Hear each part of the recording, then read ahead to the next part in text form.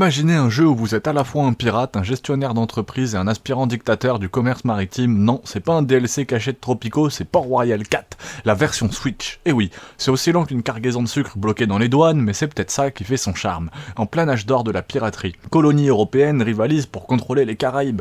Les routes commerciales s'entrelacent comme un plat de spaghettis humides et vous êtes ce petit gouverneur plein d'ambition, prêt à tout pour dominer le marché du rhum et des bananes. Sauf que dans Port-Royal 4, vous ne vous battez pas avec des sabres, mais avec des tableaux Excel déguisé en cartes colorées. Alors, c'est quoi Port-Royal 4 ? C'est un simulateur économique déguisé en jeu de pirate. Tu construis des routes commerciales, tu optimises des stocks, tu gères des chaînes de production et tu pries pour que l'IA ne vienne pas ruiner tes marges. Le cœur du jeu, c'est la planification, une sorte de Tetris mental où chaque bateau doit livrer 10 tonnes de coton sans faire faillite au passage. Mais attention, c'est lent, très lent. Genre, si Animal Crossing et Civilization avaient eu un bébé narcoleptique, ça donnerait Port-Royal 4 sur Switch.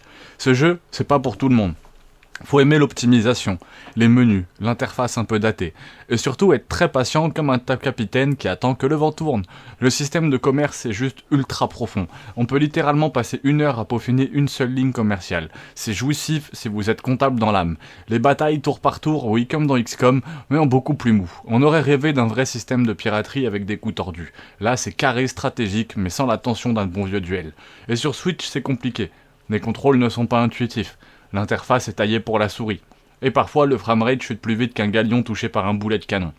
Mais soyons honnêtes, si vous aimez les jeux de gestion, chill, que vous adorez optimiser, que vous voulez construire un empire sans tirer une seule balle, alors Port-Royal 4 c'est un peu votre paradis en mode portable. On pourrait le comparer à Anno, pour la complexité économique, ou à Tropico pour l'ambiance coloniale.